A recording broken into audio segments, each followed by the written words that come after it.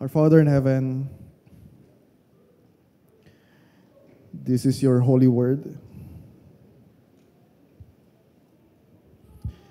Hinahin po namin na dahil sa aming limitadong kaisipan, dahil na rin sa epekto ng kasalanan sa isip at puso namin, ay wala kaming sapat na kakayahan para maintindihan lahat ng sasabihin mo.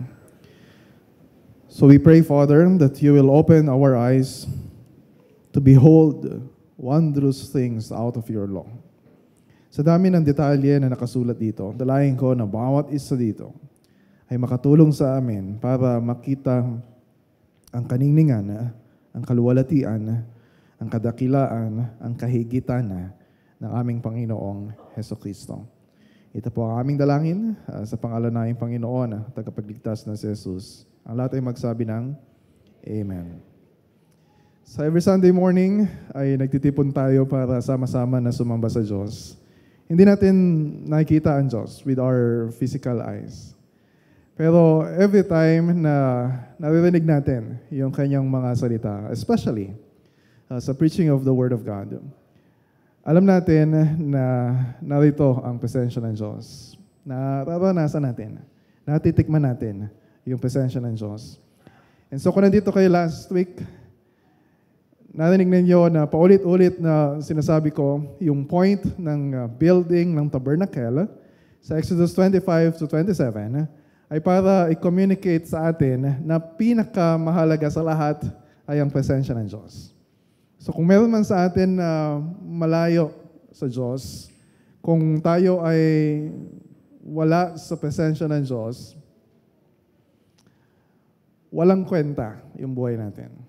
Walang buhay kapag malayo sa presensya ng Diyos. And that's the point of the building ng tabernacle. Kaya sinabi sa Exodus chapter 25 verse 8, utos ni Yahweh kay Moises nung siya ay nasa bundok for 40 days, ipagpagawa mo ako ng sanktuaryo na titirhan kong kasama nila. So ang gusto ng Diyos ay manirahan kasama ng mga Israelita. And so it's a good thing. The presence of God is a good thing. Actually, it's the highest good. Wala nang ibang mas mahalaga kaysa sa presensya ng Diyos. Ang kaso, ang problema ng mga Israelita, and the same problem we have today. Paano sila na mga makasalanan ay makakalapit sa isang banal na Diyos? Kung bababa ang Diyos at maninirahan kasama nila, paano tayo lalapit sa Diyos na hindi tayo natutupok ng nagliliyab na kaluwalhatian ng Panginoon? And that's the problem na kailangan nating sagutin. And so, hindi naman yung problema ni Adan at Eva nung sila ay nilikha at nasa Garden of Eden kasi na-enjoy nila yung presence ni God. Pero nung simula na mahulog ang tao sa kasalanan, pinalaya sila sa presensya ng Diyos, bihira tayong makaka-witness ng mga tao na nakakalapit sa presensya ng Diyos. Maybe except Abraham, na tinatawag siya na a friend of God, and si Moises, na nakakausap niya ang Diyos face to face. Pero that's a very special favor ng Diyos sa kanila. Hindi dahil hindi sila makasalanan o hindi dahil sila ay less sinner kaysa sa ibang mga makasalanan, kundi dahil lang talaga sa biyaya ng Panginoon. And so, ordinarily, itong mga Israelita, lahat ng taong makasalanan, hindi tayo makakalapit sa Diyos nang walang namamagitan sa atin. And yun yung importance nitong pag-aaralan natin sa Exodus 28 at 29 na may kinalaman sa priesthood. Kasi yung mga priest sa Israel, sila yung magsaserve as mediators to the presence of God. Bababa ang Diyos sa tabernacle, pero wala namang makakalapit ng mga Israelita sa presensya ng Panginoon. Merong kailangan na mediator. Hindi tayo makakalapit sa presence ni God na unmediated. So we all need a mediator. So anong trabaho nitong mga priest sa kasaysayan ng Israel? So ang tungkulin ng mga pare ay maging representative ng mga tao sa paglapit sa Diyos. Makakalapit sila sa pamamagitan ng mga pare. And before yung section na ito, before yung priesthood, Sino yung nagsisilbing mediator para sa kanila? Si Moises. Na siya yung tumatayo na parang propeta nila, nagsasalita ang Diyos sa kanila. Tumatayo na parang hari nila na ngunguna sa kanila, mediating God's rule sa kanila. At tumatayo na parang pari nila na nagre-represent sa kanila patungo sa Diyos. But lahat yun ay temporary. Dahil ang gusto ng Diyos, when you look back sa Exodus 19, sa simula pa lang ng pamamalagi nila sa paanan ng Mount Sinai, ipinahiwatig na ng Diyos sa kanila na ang gusto ng Diyos para sa buong Israel. When you look at Exodus 19 verse 6, sabi niya, "You shall be to me a kingdom of priests and a holy nation." Tingnan niyo yung sinasabi ng Panginoon. In one sense, ang gusto ng Diyos, yung buong Israel ay mag-serve sila as priests. Na yung ibang bansa na malayo sa Diyos ay makalapit sa Diyos sa pamamagitan ng Israel. Pero in another sense, itong mga Israelita muna yung kailangan na lumapit sa presensya ng Diyos. So, magtatalaga ang Diyos ng mga pari na tutulong sa kanila para sila muna yung lumapit sa presensya ng Panginoon. So, as we look at Exodus 28 at 29, so medyo mahaba ito. Pero, pansinin natin, ma-realize natin, especially yung last part ng binasa natin, kung ano talaga yung desire ng Diyos. Bakit may mga pare sa kanila? Isang pangunahing tungkulin ng mga pare ay yung mag-offer ng mga sacrifices para tugunan yung kasalanan ng mga tao, para makalapit yung mga makasalanan sa Diyos. So basahin ulit natin yung verse 42 ng chapter 29. Ito yung dulo ng text natin. Mula verse 42 hanggang sa dulo. So yung mga paghandog na gagawin ninyo habang panahon. Gaganapin ninyo ito sa harapan ko sa may pintuan ng toldang tipanan. Doon ko kayo.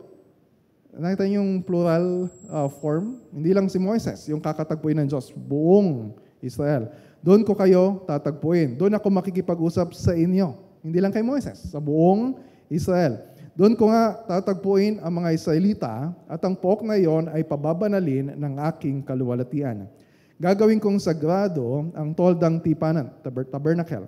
Ganon din yung altar at ibubukod ko si Aaron at ang kanyang mga anak na lalaki upang maglingkod sa akin bilang mga pare.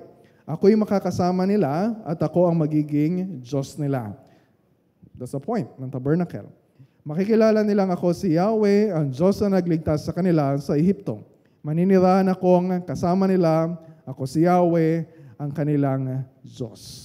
So ang pinaka-point, ang pinaka-layunin ng Diyos ay para itong mga Israelita na 400 taon na alipin sa Ehipto, na yung kanilang isip, marami na silang ibang Diyos na nakilala, marami na silang ibang Diyos na sinamba. So kailangan nilang makilala kung sino ang Diyos na nagligtas sa kanila mula sa pagkakaalipin sa Ehipto. At nais ng Diyos na kapag nakilala nila kung sino si Yahweh, ay maranasan nila ang kabutihan ng presensya ng Panginoon. And that's the point nitong section na ito sa Exodus. Pero, bago natin tingnan mabuti, so i-clarify ko lang kasi baka iba sa inyo nagtataka. So, ano naman kinalaman niyang mga pare sa Israel sa panahon natin ngayon? So, mahalaga na ngayon pa lang ay point out ko na kung anong significance nito sa atin. Hindi ibig sabihin na sa church natin kailangan meron din tayong mga pare. At ganito din dapat yung isuot ng mga pare, hindi ganitong walang kakulay-kulay na damit. Indeed, we believe na yung Roman Catholic Church, they have an unbiblical practice sa ginagawa nilang pagsamba. Tinatawag nila yon na misa. Yon ay galing sa Latin na masse, na ang ibig sabihin ay sacrifice. Kaya ang nanguna sa kanila ay tinatawag ng mga pare dahil sa misa ay muling inihahandog si Kristo bilang isang sacrifice o sakripisyo. Again, we believe na that's not the point nitong itinuturo sa Exodus. So isang pagkakamali na sabihin ninyo, sino mga pare sa church? Yung mga pastor namin, yung mga elders, yung pare, yung senior pastor namin, siya yung aming high priest. No. Okay? Bakit hindi ganon yung application sa atin? So merong clue doon sa passage natin. Magbabanggit lang ako ng 3 verses.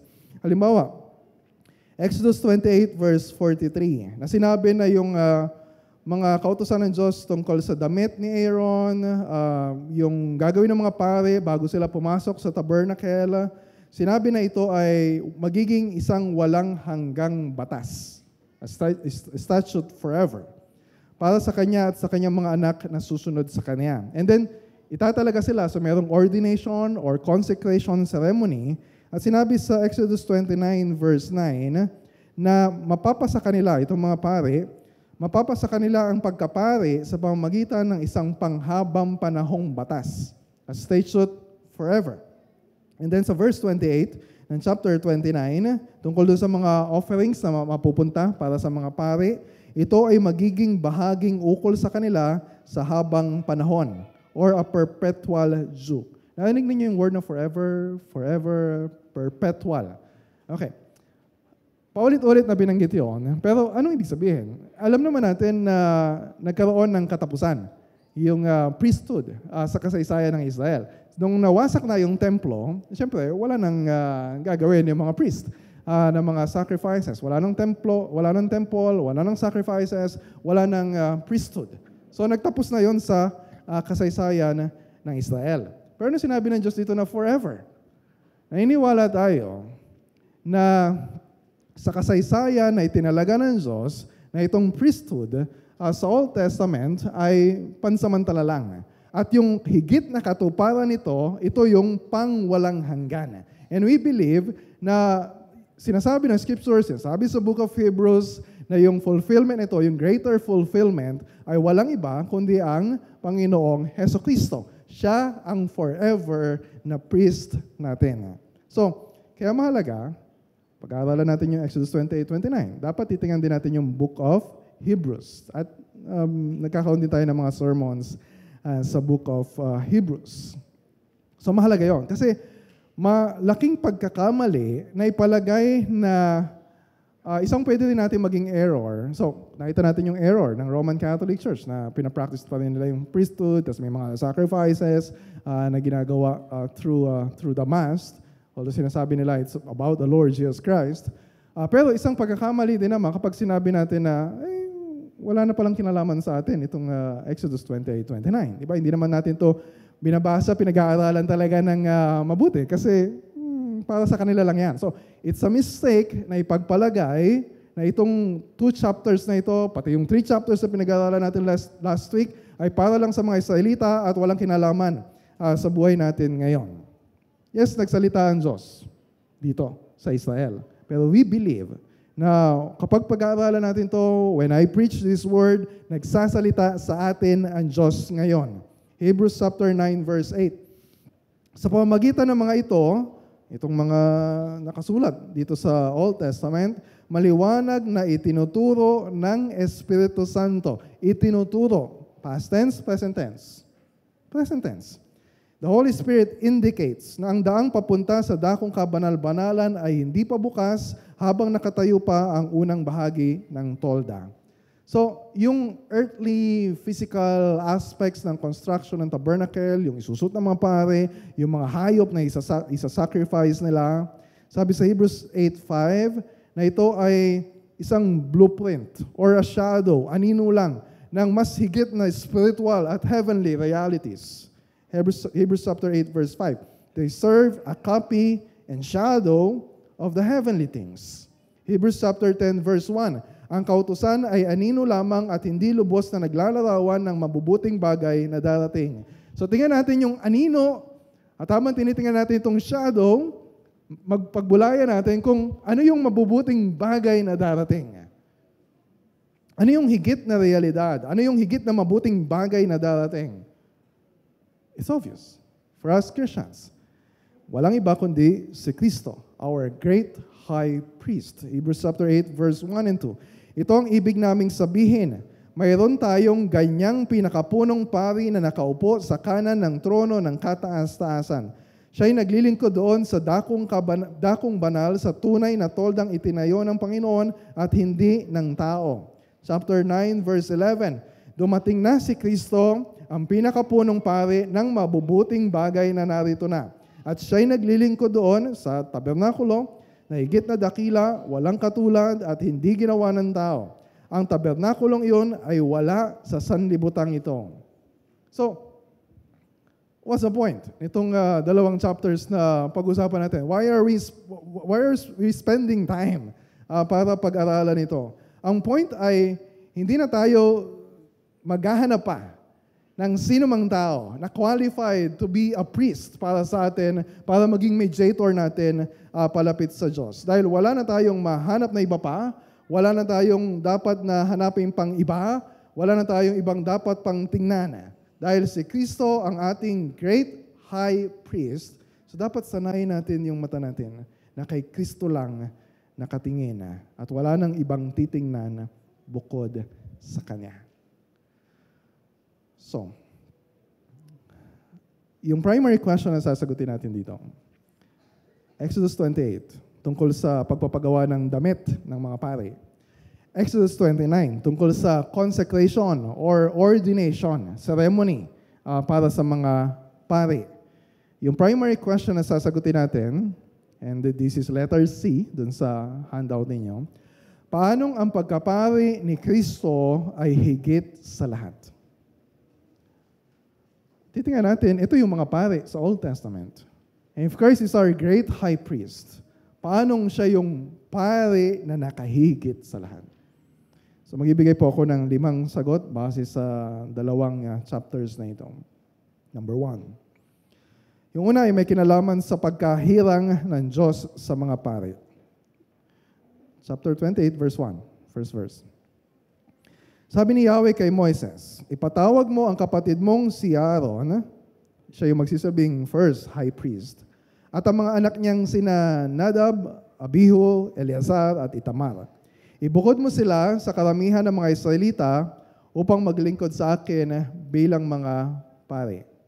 So ano yung qualification para sila ay maging pare? So kailangan sila ay from the tribe of Levi. At para ikaw maging high priest, kailangan ikaw ay galing sa line of Aaron.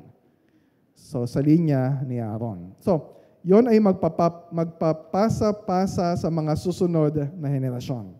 At pinakamahalaga na qualification para sa priest o sa high priest, kailangan sila ay pinili ng Diyos. So ang Diyos ang pipili sa kanila. Hindi magbobotohan. Okay? So sino ang pumapabor para kay Aaron na maging high priest? Hindi ito palakasan dahil kapatid siya siguro ni Moises. No. Hindi ito by kung sino yung influential na mayaman. Okay? Hindi ito sa pamamagitan ng pagvo-volunteer. Sabi na isang commentator, only God could make someone a priest. It was not a human choice. Sabi sa Hebrews chapter 5 verse 1, pinili sila ng Diyos. And then sa verse 4, ang karangalan ng pagiging pinakapunong pari ay hindi maaring makuha ninuman sa kanyang sariling kagustuhan. Ang Diyos ang pumipili sa kanya tulad ng pagkapili kay Aaron. How about the Lord Jesus Christ? Hindi siya self-appointed na priest. Diba sabi sa Hebrews chapter 5 verse 5, hindi itinaas ni Kristo ang kanyang sarili upang maging pinakapunong pari. Siya'y pinili ng Diyos na nagsabi sa kanya, ikaw ang aking anak, mula sa ngayoy, ako na ang iyong ama. Okay, di ba sabi ko kanina, ang qualification ng pagiging priest sa Israel, kailangan galing siya sa tribe of Levi. Pero ang Panginoong Jesucristo pwede maging questionable. At baka mag-protesta yung mga Huzo at mag-file ng disqualification case sa kanya. Kasi siya ay galing sa tribe of Judah. So paano yun? Disqualified ba si Christ to serve as a high priest? Anong pinakamahalaga sa pagiging pare? Paghirang ng Diyos. Pagpili ng Diyos. Desisyon ng Diyos. At mas nakakahigit pa yung pagkapare ni Jesus kay Aaron at sino mga high priest dahil hindi lang siya anak ni Aaron, siya ay anak mismo ng Diyos. At dahil doon, yung mga anak ni Aaron, temporary lang yung kanilang priesthood. Kapag namatay sila, papalitan sila ng anak nila. Kapag namatay yung anak nila, papalitan sila ng anak nila. Pero si Kristo, yes, namatay siya, pero muli siyang nabuhay at siya ay buhay magpakailanman. Siya yung katuparan sinasabi sa Psalm 104 na binanggit din sa Hebrews 5:6, Hebrews 7:17, Hebrews 7:21. The Lord has sworn and will not change His mind. You are a priest forever after the order of Melchizedek. Ang pagkapari ni Kristo ay hindi galing sa linya ni Aaron. Ang pagkapari ni Kristo ay ayon sa pagkapari ni Melchizedek. Ay, medyo nalilito na tayo. Sino ba itong si Melchizedek naman? Okay, mayroong bagong character. Kapag nabasa natin yung story ni Abraham sa Genesis 14:18, ito yung nakatagpo ni Abraham at siya yung hari ng Salem, na siya rin yung tinaguri ang priest of God Most High. So, yun yung pagkapari ni Kristo. He is a high priest forever. Dahil siya ay hinilang ng Diyos, hindi lang pare, kundi hari at pare, at yung kanyang pagkapare ay hindi pansamantala, but forever. So, anong significance ito sa atin? Hebrews 7:23-25. Bukod dito, kailangan noon ang maraming pare dahil namamatay sila at hindi nakapagpapatuloy sa panunungkulan. Ngunit si Jesus ay buhay magpakailanman, kaya't walang katapusan ang kanyang pagkapare. So dahil dito, lubusan niyang maililigtas ang lahat ng lumalapit sa Diyos sa pamamagitan niya, sapagkat siya'y nabubuhay magpakailanman upang mamagitan para sa kanila. So, si Kristo ay naninilbihan bilang isang pare, high priest, hindi lang habang nabubuhay siya sa mundong ito. Namatay siya, muling nabuhay, umakyat siya sa langit, at ngayon ay nakaupo sa kanang kamay ng Diyos, at siya ay muling babalik. So yung pagkapari ni Kristo, He's our high priest forever. Hindi si Maria, hindi ang sinumang santo o santa, hindi ang sinumang tao na hiningan natin ng tulong or ina-expect natin na makakatulong sa atin na malunasan yung ating mga problema. Only Christ is our high priest forever. Pangalawa, so yung una may kinalaman sa pagkahirang ng Diyos. Pangalawa, ay may kinalaman sa kabanalan at karangalan. At nakakabit yon sa katungkulan ng mga pare. At sinisimbolo ito ng mga damit na ipagpapagawa para sa kanila. Look at verse 2 at verse 3. Ipagpagawa mo ang kapatid mong si Aaron na maganda at marangal na kasuotang narapat sa kanyang banal na gawain. Holy yung tabernacle, holy yung duty na kailangan nilang gawin. So yung damit na isusot nila ay dapat nagpapahiwatig ng gayong holiness. Ang mga kasuotang ito ay paggawa mo sa mga taong binigyan ko ng kahusayan sa paggawa nito. Kailangan ito ni Aaron sa paglilingkod sa akin bilang pare. So, ang purpose ng damit ay para ibukod sila sa mga ordinaryong tao. Kapag nakita mo yung damit ng high priest, alam mo na siya yung high priest. Kapag nakita mo yung damit ng pare, alam mo na siya yung pare. Hindi siya ordinaryong Israelita. Sagrado. Exodus 28 verse 4. Ipagpagawa mo ng sagradong kasuotan si Aaron at ang mga anak niyang lalaki upang magamit nila sa paglilingkod sa akin bilang mga pare. At kung titignan mo yung verse 5, tapos ikukumpara mo yung kulay ng tabernacle na blue, purple, scarlet, yung damit ng naisusot ng pare ay kakulay ng tabernacle. So nandun yung pakikipag-isa dun sa tabernacle. So holy priest ang kailangan para maglingkod sa holy place na siya namang tirahan ng isang holy God.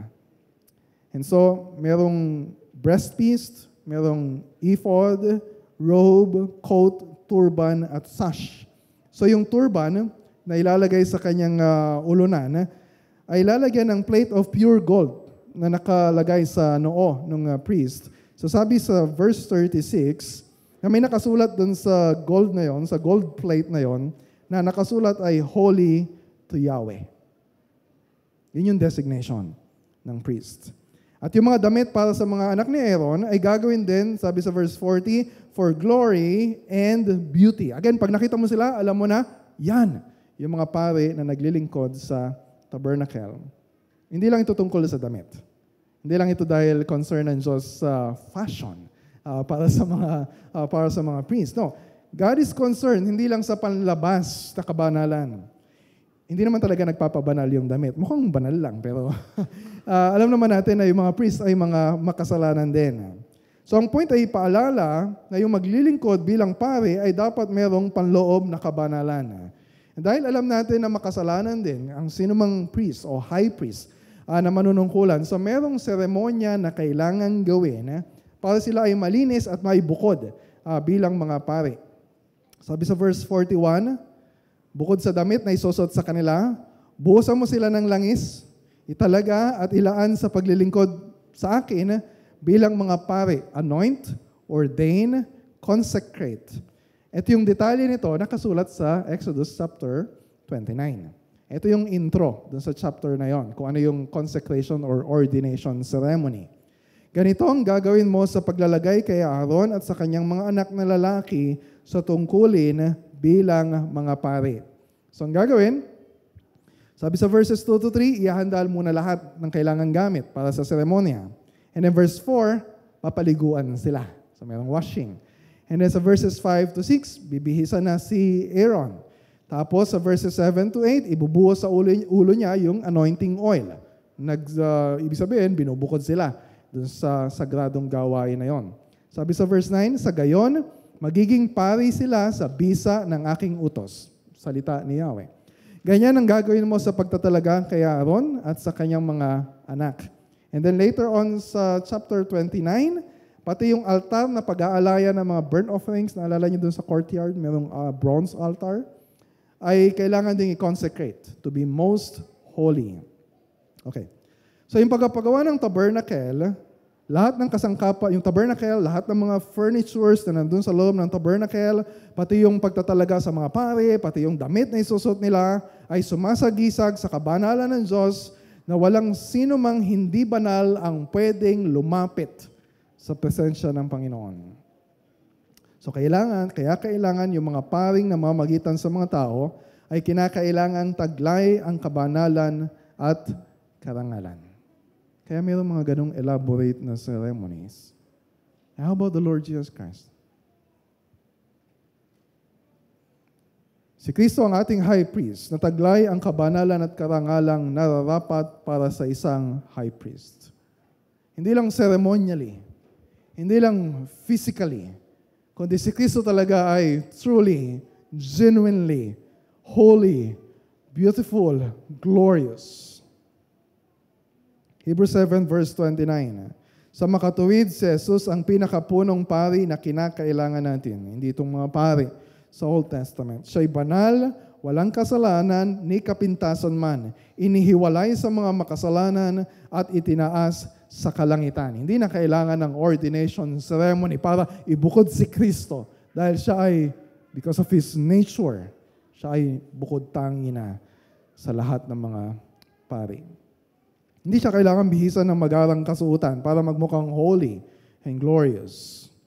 Siya lang yung perfectly qualified dahil wala siyang anumang kapintasan, wala siyang anumang karumihan na kailangang linisin. So siya lang yung perfectly qualified para pumasok sa most holy place na siyang kinaroroonan ng Diyos. Hindi siya pumasok sa tabernacle. Hindi siya pumasok sa temple as a high priest. Pumasok siya sa mismong presensya ng Diyos sa langit. Hebrews chapter 9 verse 24. Sapagkat si Kristo ay hindi pumasok sa isang dakong banal na ginawa ng tao at larawan lamang ng tunay na sambahan. Sa langit mismo siya pumasok, namatay siya, muling nabuhay, umakyat sa langit, pumasok sa presensya ng Diyos. Sa langit mismo siya pumasok at ngayon nasa harap na siya ng Diyos at namamagitan para sa atin.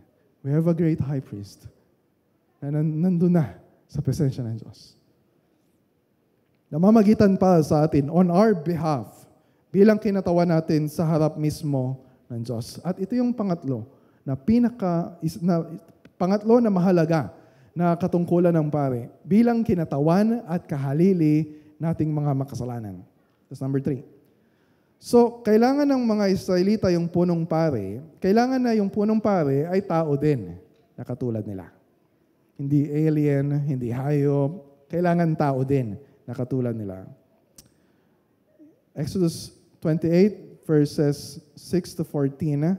Makikita natin yung detalye dito ng tinatawag na ephod na isusuot as a high priest na yung kulay nito ay kakulay din ng tabernacle, gold, blue, purple, scarlet.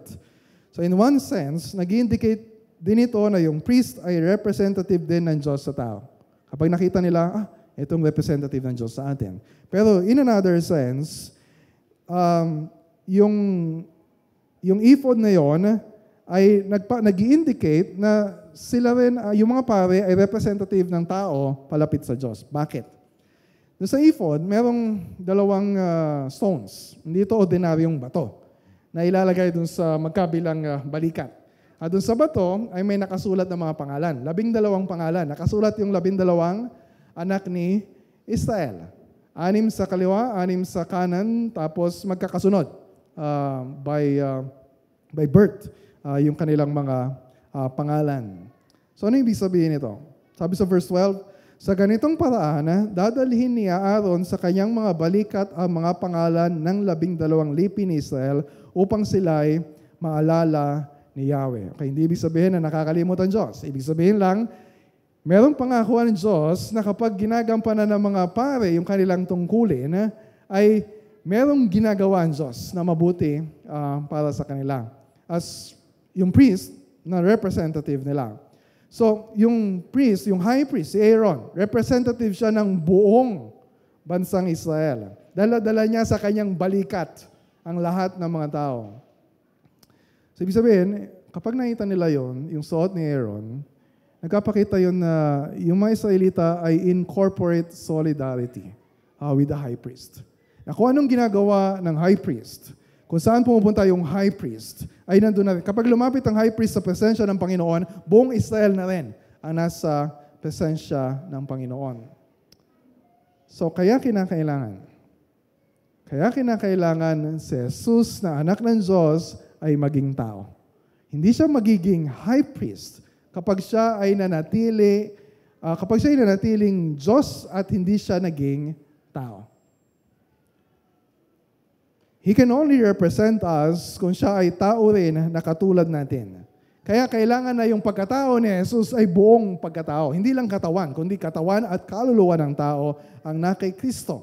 Pinag-aralan na natin ito sa Hebrews. Hebrews chapter 2, verse 14. Dahil sa mga anak na tinutukoy niya ay tao, naging tao rin si Jesus at tulad nila ay may laman at dugo. And verse 17, kaya't kinakailangan matulad siya sa kanyang mga kapatid sa lahat ng paraan, upang siya'y maging isang pinakapunong pari na mahabagin at tapat na naglilingkod sa Diyos at nag-aalay ng handog para mapatawad ang mga kasalanan ng tao. Buo ang pagkatao ni Kristo. Hindi siya half human, hindi siya mukhang tao lang, siya talaga ay tunay na tao.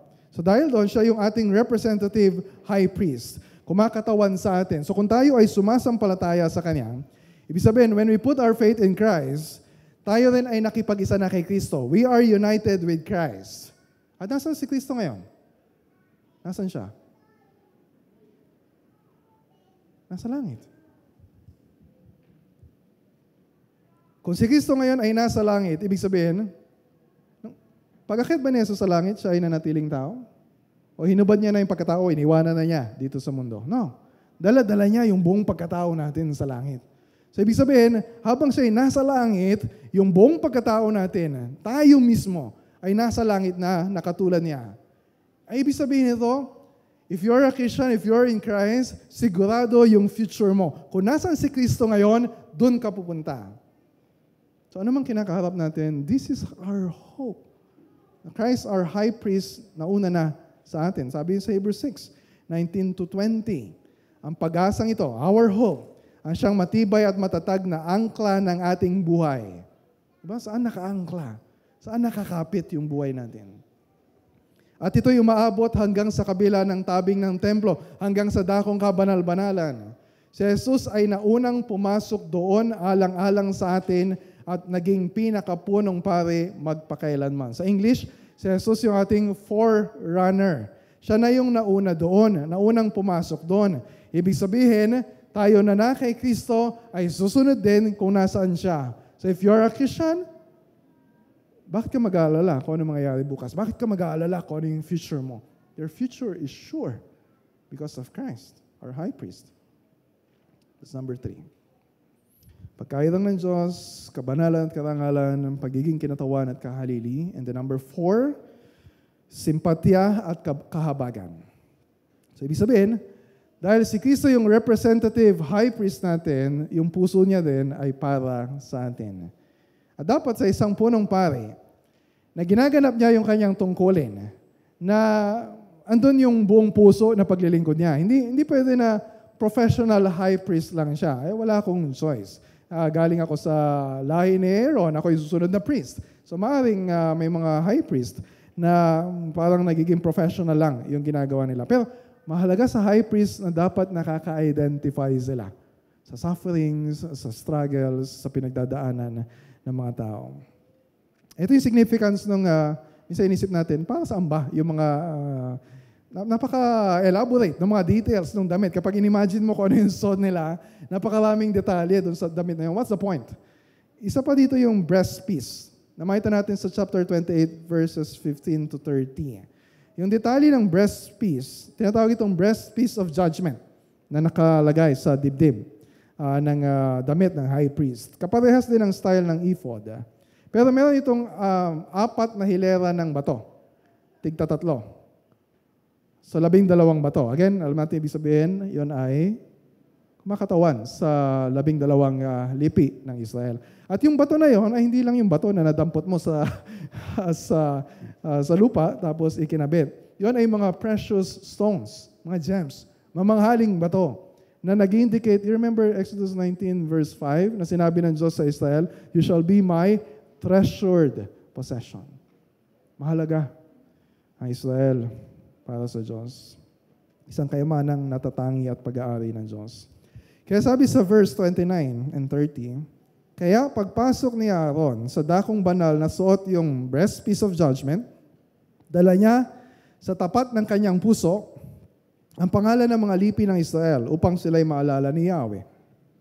Ilalagay naman sa breastpiece yung Urim at Tumim upang ito'y nasa tapat din ng puso ni Aaron pagharap niya kay Yahweh. Tuwing siya'y haharap kay Yahweh, dala niya sa tapat ng kanyang puso ang kagamitan sa pag-alam ng kalooban ko para sa Israel. Meron kayo narinig dito na hindi ninyo alam anong ibig sabihin. Urim at Tumim. Okay, tanungin ninyo ako kung anong ibig sabihin. Hindi ko din alam. Sinasabi nila na ito ay lights and darks na kapag meron silang decision na kailangan gagawin, a major decision para sa Israel, hindi nila alam kung ano yung judgment ng Panginoon. Na kapag itim, basta meron dong ibig sabihin ito, yes, ibig sabihin no. And we're not sure sa history ng Israel kung ginamit ba nila talaga yung, it's a form of divination. Kapag di nagsasalita ang Panginoon, kung ginamit ba talaga nila yon sa decision making. We don't know. So medyo mysterious yung Urim at Tumim. Hindi na natin kailangan alamin kung anong ibig sabihin. Pero ang point lang dito ay mayroong Diyos na gumagabay sa kanila. Sa pamamagitan ng high priest na itinalaga ng Diyos sa kanila. Isang bagay na kapansin-pansin dito sa breastpiece. Paulit-ulit na binanggit yung tungkol sa tapat ng puso ni Aaron. Sa tapat ng puso, sa tapat din ng puso, and then sa tapat ng kanyang puso. So paulit-ulit yon. 3 beses na inulit na mahalaga para sa Diyos, para sa high priest na itinalaga sa tungkulin, na dala-dala niya yung guilt o problema sa kasalanan ng buong bansa. Hindi lang as a matter of responsibility o tungkulin, kundi it's a matter of the heart. Nandun yung sympathy, nandun yung compassion. Nandun yung compassionate heart na isang high priest. Sabi sa Hebrews chapter 5 verse 2, mahinahon niyang napapakitunguhan ang mga mangmang at naliligaw ng landas sapagkat siya'y mahina ring tulad nila. Makasalanan din yung high priest. Meron ding weaknesses yung high priest. Alam niya na yung ginagawa niya para sa Israel ay yung mismong kailangan din niya para sa sarili niya. So nandun yung sympathy. How about the Lord Jesus Christ? Dahil siya ay tunay na tao, ibig sabihin, naranasan niya kung ano yung nararanasan natin ng mga tao. Habang nandito siya sa mundo, napagod din ba si Kristo? Yes. Umiyak din ba si Kristo? Yes. Nasaktan din ba siya? Trinaydor din ba siya? Nilait din ba siya? Hinamak din ba siya? Inalipos na din ba siya? Naghirap din ba siya? Yes. He knows exactly. Hindi lang intellectual knowledge. Naranasan niya kung ano yung naranasan natin bilang mga tao. Hebrews 4:15. Ang ating pinakapunong paring ito, si Jesus, ay nakakaunawa sa ating mga kahinaan. Sapagkat tulad natin, tinukso siya sa lahat ng paraan, subalit kailanmay hindi siya nagkasala. Tinukso siya sa lahat ng paraan. So yung tukso na kinakaharap natin araw-araw, alam ng Panginoong Yesus. Naranasan ng Panginoong Yesus. Ang difference, hindi siya nagkasala. Sasabihin natin, paano niyo maintindihan kung ano yung nararamdaman natin? Hindi naman niya naranasan kung paano magkasala. Pero alam niyo kung akala natin mas mahirap yung pinagdadaanan natin. Pero kapag tayo tinukso, isang beses lang, dalawang beses lang, bumabagsak tayo agad sa tukso. Pero ang Panginoong Yesus, paulit-ulit siyang tinukso. So habang hindi siya bumibigay sa tukso, mas lalong lumalakas yung tindi ng tukso na binabato sa kanya ng kaaway. He experienced much more pressure and tension and suffering dahil sa paglaban niya sa tukso. Hindi siya nagkasala. Siya yung high priest na exactly na kailangan natin. Dahil kung siya ay nagkasala, how can he be a perfect mediator para sa atin? Siya mismo ay kailangan niya ng mediator dahil siya ay makasalanan. Pero the good news, hindi siya nagkasala. So, yung ibig sabihin, we have a perfectly sinless high priest. At nararamdaman niya yung nararamdaman natin. He sympathizes with us. He suffers with us. Hebrews chapter 4, verse 16. Ibig sabihin, we come boldly. Huwag kayong mag-atubiling lumapit sa trono ng mahabaging Diyos upang makamtan natin ang habag at pagpapala na tutulong sa atin sa panahon ng ating pangangailangan. Meron sa atin. Sometimes we struggle. Pupunta kaya ako sa church? Atin kaya ako? I'm unworthy. Paano ako tatanggapin ng Panginoon? Ang sabi ng Panginoong Jesus, you just come. You just come. Ang puso ni Kristo ang pinakamahabagin, pinakamaawain, pinakamapagmahal sa lahat. Bakit ka magdadalawang isip na lumapit sa Kanya? Diba sabi niya? Come to me, all of you who labor and are heavily laden, and I will give you rest. Take my yoke upon you and learn from me, for I am gentle and lowly in heart. And you will find rest for your souls, for my yoke is easy and my burden is light. Number 5.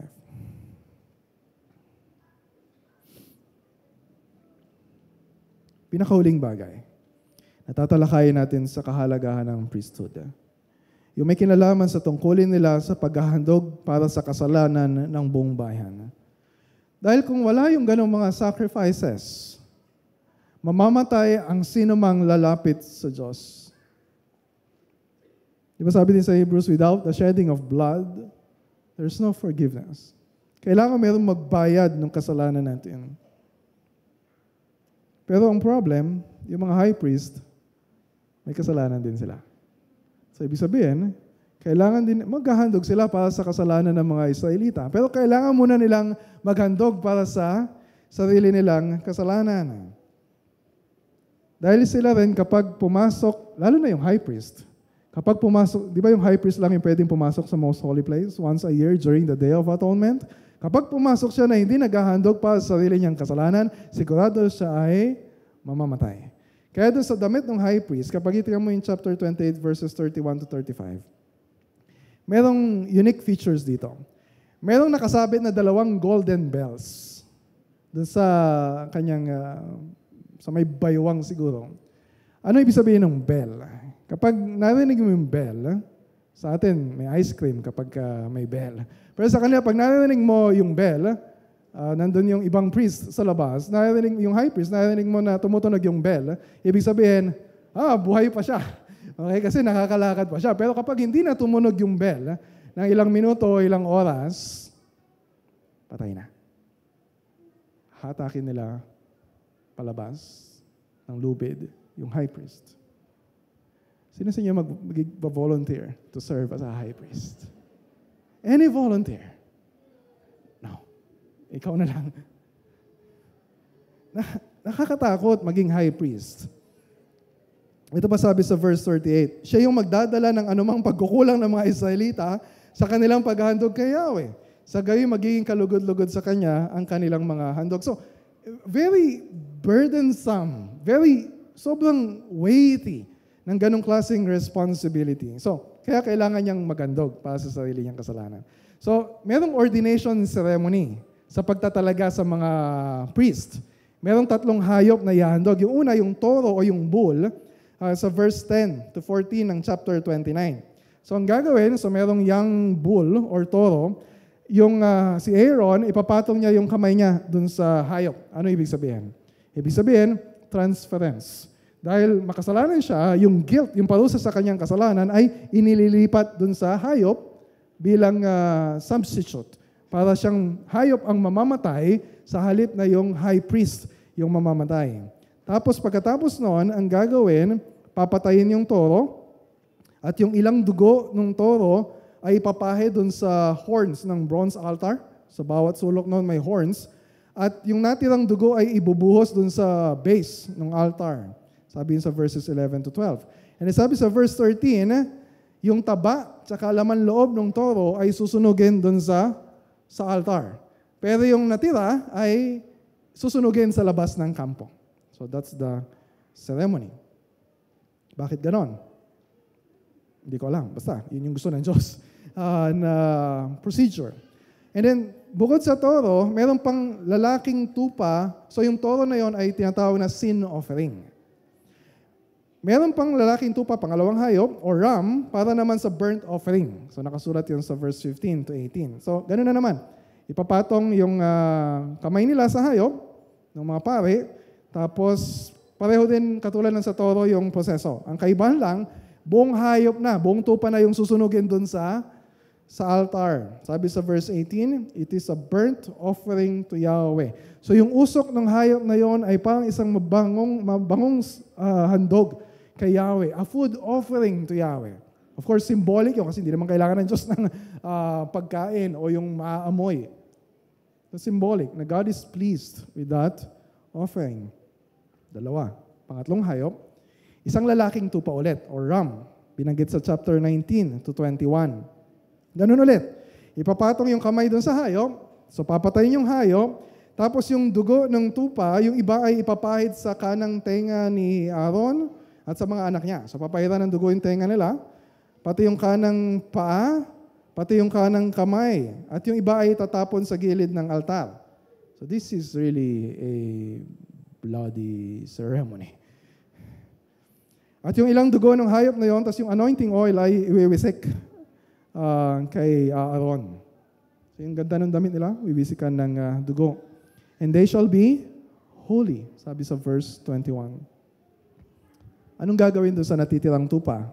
Ihahandog kay Yahweh, sabi sa verses 22 to 26. So yung taba nito at yung inihandang tinapay, may inihandang tinapay na unleavened bread, ay hahawakan ng mga pare at susunugin at ihahandog sa altar. Tinatawag itong wave offering. Kasi sabi sa verse 24, iwawagay yung mga ito, yung taba ng tupa pati yung tinapay, bilang handog na iwinawagayway sa harapan ng Panginoon. Again, it is a pleasing aroma, a food offering to Yahweh. Anong gagawin pagkatapos? Lulutuin yung tupa, lilitsunin, tapos pagsasaluhan ng mga pare. Verses 31 to 34. Para lang yun sa mga pare. Kapag ikaw ay outsider, hindi ka pwede na kumain nun. At yung natira na hindi nila naubos ay hindi rin pwedeng kainin ng iba. Because it is holy, sabi sa verse 33 at 34.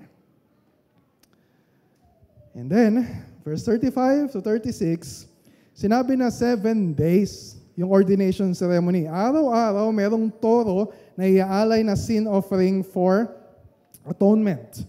Again, ang point, dahil yung mga priest ay mga makasalanan mismo, kailangan din sila na mag-aalay ng hayop para bilang kabayaran sa kanilang mga kasalanan.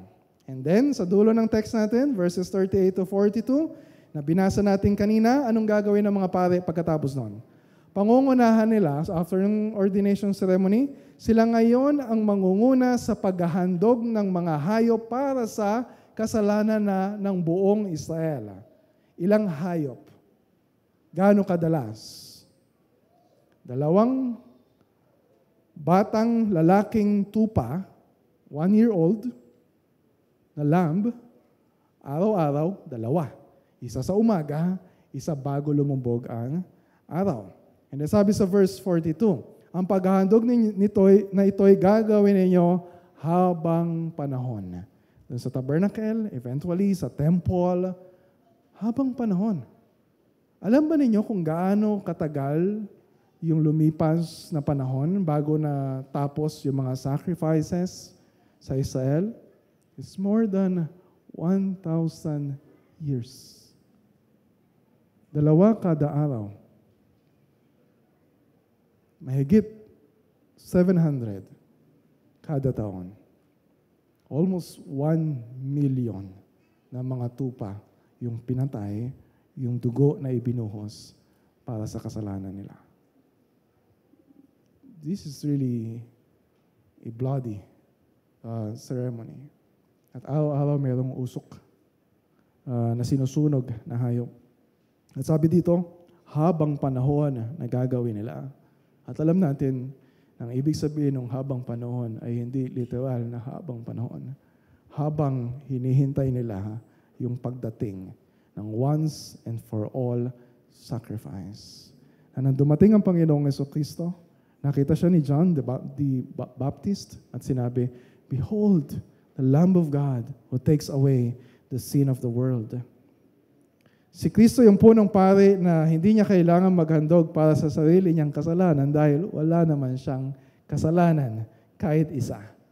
At dahil wala siyang kasalanan, He is pure and blameless. Siya yung high priest na ang inihandog na sakripisyo sa Diyos ay hindi isang hayop, hindi libu-libong hayop na katulad ng ginagawa ng mga high priest sa kasaysayan ng Israel. Siya yung naging isang high priest na ang inihandog ay yung kanyang sarili. Hindi dugo ng hayop ang inihandog niya, kundi sabi sa Hebrews chapter 9 verse 12, kundi ang sarili niyang dugo upang magkaroon tayo ng walang hanggang kaligtasan. Ano yung point? Kahit naman ilang libong hayop yung katayin nila, patayin, sunugin, hindi naman talaga yon makapagliligtas o makapagpapatawad sa kanilang mga kasalanan. Lahat ng yon ay nagtuturo, naghahanda sa pagdating ng isang tagapagligtas. Walang iba kundi ang Panginoong Hesukristo. What can wash away our sins? Nothing but the blood of Jesus. Hebrews chapter 10 verses 11 to 12. Bawat pare ay naglilingkod araw-araw at paulit-ulit na naghahandog ng pare-pareho ding mga handog, subalit ang mga iyon ay hindi naman nakakapawi ng kasalanan. Ngunit si Kristo ay minsan lamang naghandog para sa mga kasalanan at ito ay sapat na. Pagkatapos ay umupo siya sa kanan ng Diyos. Nakita ninyo kung paanong Exodus 28:29 ay nagtuturo sa atin ng higit na pagkapari ni Kristo. Dahil siya yung ating high priest na hinirang ng Diyos, pinili ng Diyos. Siya yung ating high priest na nandun yung totoong holiness and glory. Siya yung natatanging high priest na talagang perfectly qualified na maging representative and substitute natin. Siya yung natatanging high priest na nandun yung simpatya at kahabagan at kaawaan sa kanyang puso para sa atin ng mga makasalanan. At siya yung nag-iisang high priest na naghandog ng kanyang sarili para tayo ay mapatawad sa ating mga kasalanan. At masolusyonan yung problema natin. What's the problem? Paano tayong mga makasalanan ay makakalapit sa presensya ng Diyos nang hindi natutupok ng nagliliyab na apoy ng kaluwalhatian ng Diyos? Isa lang yung sagot. Walang iba kundi si Kristo. So, ano ngayon ang implikasyon ng pagkapari ni Kristo para sa atin? Anong implikasyon nito para sa church? Una, dapat alalahanin natin, tapos na. Sinabi ni Christ sa cross, "It is finished." Ibig sabihin, tapos na. Wala na tayo, hindi na natin mauulit, hindi na natin kailangan ulitin na sacrifice si Christ. wala tayong anumang maihahandog. Wala tayong anumang sakripisyo na magagawa. Wala kang kontribusyon na maiaambag. Wala kang maibabayad para sa kaligtasang binayaran na ni Kristo para sa mga lalapit at magtitiwala sa Kanya. Kaya minsan, we wonder, okay, sasamba ko, pero ano ba yung may offer ko sa Panginoon? Ano ba yung maihahandog ko sa Kanya? Wala. Nothing in my hands I bring. Simply to thy cross I cling. Diba? So wag natin sasabihin o isipin, okay, Pastor, wag po kayo mag-alala. Balang araw, babalik na po ako sa church. Ate na po ako ulit sa worship. Ngayon, hindi ko lang po talaga kaya na pumunta kasi I feel so unworthy. Lilinisin ko muna yung buhay ko. Ayusin ko muna yung buhay ko para hindi nakakahiya na lumapit sa Panginoon. That's anti-gospel. Yon ay pag-insulto sa it is finished na ginawa na ni Kristo para sa atin dahil sinasabi niya na wala ka namang kailangang gawin. You just admit that you are a sinner and put your faith in Christ and then just come. Come. Si Kristo yung ating robe of righteousness. Hindi na natin kailangan magsuot ng magarang damit para maging katanggap-tanggap tayo sa Diyos. Hindi na natin kailangan na mag-offer ng kahit anong sacrifices na gagawin natin sa ministry to make ourselves acceptable to God. Sapat na yung robe of righteousness na ibinigay sa atin ni Kristo. Sapat na yung dugo ni Kristo na siyang pinambayad sa kasalanan natin. You just come. And nasabi ko last week, kung naalala niyo yung mga huling sinabi ko last week, sa inyong lahat, pati sa mga bata, di ba sabi ko, don't just come to church. Come to Christ. Nung sinabi ko yun, hindi ko ibig sabihin na hindi mahalaga yung church. Nasabihin na iba, ay, lalapit na lang ako kay Kristo, hindi ko kailangan yung church. But that's impossible. Kapag sinabi na ni Christ na, you come to me, lumapit ka sa akin. Hindi ibig sabihin na hindi natin kailangan yung church. Ang ibig sabihin, pumupunta tayo sa simbahan, nagsasama-sama tayo sa pagsamba sa Panginoon, dahil inaamin natin na kailangan natin si Kristo. At kailangan natin yung bawat isa para matulungan natin yung bawat isa na lumapit kay Kristo. Na yung church, yung katuparan ng plano ng Diyos sa Israel. Di ba naalala nyo kanina binanggit ko Exodus 19 verse 5? You shall be to me a kingdom of priests. Di ba sinabi ni Peter sa church, sa 1 Peter chapter 2 verse 9, you are a royal priesthood. Sabi ko kanina, wala tayong mga pare sa church. Actually, medyo mali pala yung nasabi ko kanina. We have priests. Yes, we have a high priest, Jesus, pero meron tayong mga pare na nasa ilalim ni Kristo at naglilingkod para tulungan yung bawat isa na lumapit kay Kristo. At sino yung mga pare? Of course, we lead this church, kami mga pastors, mga elders. Pero you are a royal priesthood.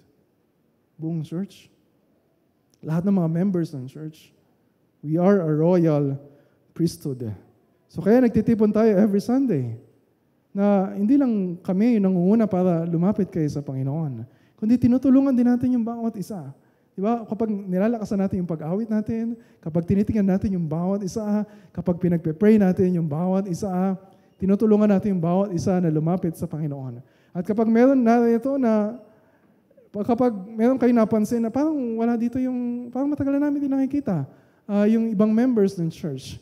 Diba kapag pinag-pray natin sila, kapag minessage natin sila at sinabi na, kumusta ka na? Pinag-pray kita.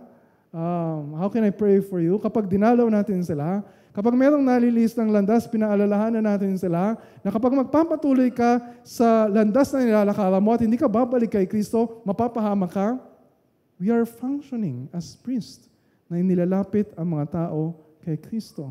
Kapag yung mga kamag-anak natin ng mga unbelievers, ini-invite natin sa church, kapag sinashare natin yung gospel para sa kanila, and we pray for their salvation, we are offering ourselves as priests para sa Panginoon. Kapag yung mga tatay pinapangunahan yung kanilang pamilya sa kanilang family worship and prayer time, kapag pinagpe-pray yung mga bata, kapag sinashare sa kanila yung gospel at tinutulungan sila na makalapit sa Panginoon, we are a royal priesthood. Kapag meron tayong struggle sa kasalanan, tapos lalapit ka sa isang kapatid mo sa Panginoon kasi alam mo siya rin ay pare at nangungumpisal ka sa pare, you confess your sins. We confess our sins to one another. At tayo ng mga priest, sasabihin natin, kapatid, pinatawad na ang kasalanan mo. There's therefore now no condemnation dahil sa ginawa ni Kristo para sa iyo. We are a royal priesthood. And so many other ways para maakay natin yung ibang tao. Mga Kristiyano o mga hindi Kristiyano, palapit kay Kristo. So anong message ng Diyos para sa atin ngayon? Jesus Christ is our great high priest. At tayo rin na kay Kristo as priests in the service of Christ, iniaalay natin ang sarili natin. Ano sabi sa Hebrews chapter 12 verse 1? Bilang isang handog na buhay, banal at kalugod-lugod sa Diyos. Let's pray.